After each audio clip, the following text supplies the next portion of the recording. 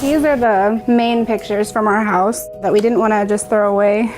Sasha Mendoza has the impossible task of packing up her family's life in Pittsburgh into a handful of suitcases. It's really hard to tell a 4-year-old that they can't bring their toys or their stuffed animal. There's just not enough room. We can't put a stuffed animal and then have no pants. I've literally never felt anxiety the way that I have in the last few years here. So you are saying bye to the U.S. for good? For good, yeah. Yeah, for good. Fearful of President Donald Trump's immigration crackdown, Sasha, her husband Julio, and their 3 kids are leaving behind the life they built together. What are you the most excited for in Mexico? The pool. The pool? And the beach. The beach? Julio is an undocumented immigrant from Mexico. Sasha and their 3 children are all U.S. citizens. They decided to make the move together only moments after Trump took office. There was an executive order being signed, and that was her call for, said, like, what do you think about moving to Mexico?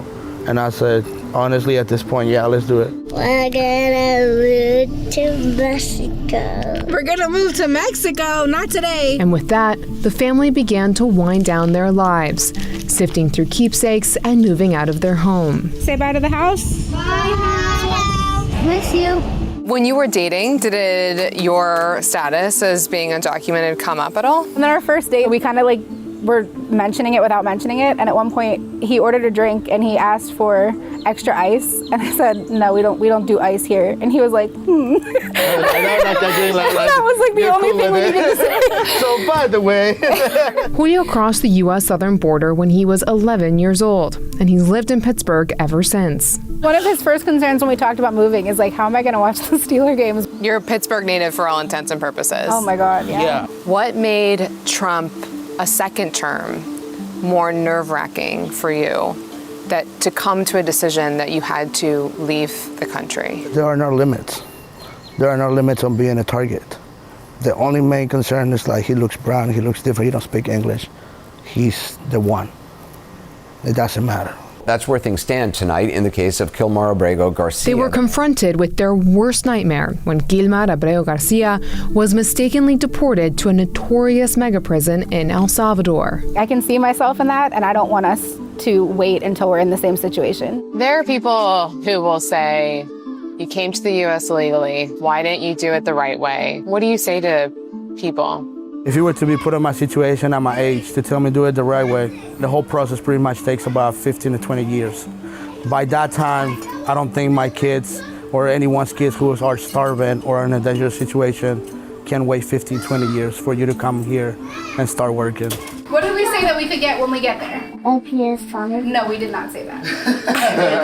How did you approach the conversation with your kids? They know the realistic part of it, which is that it will be very difficult for them to adapt to, especially mostly language-wise. That's like our biggest thing. They're not anywhere near fluent, and they are going to be going into a school that is Spanish-speaking. Who's that? That's you! For Sasha, leaving the U.S. also means saying goodbye to the places she's called home. You grew up at this house. What is it like for you to leave this house and what it represents to you? It is definitely hard because, yeah, there's a lot of good memories. This has always been like the kind of comeback place. As far as we know, we won't be able to do that. We've kind of all decided that today is most likely the last time that we'll all be like in the same place at the same time. Hours of research behind them, the Mendoza family spent their final days in Pittsburgh saying goodbye to family and friends. Stay in touch, right? No? I love it to a big dog. Stay safe, stay safe. It's a decision not taken lightly, but for Julio, no other choice. Rolling the dice will be staying here. That will be rolling the dice. Playing with my life, playing with my kids' life, playing with my wife's life. That will be a gamble.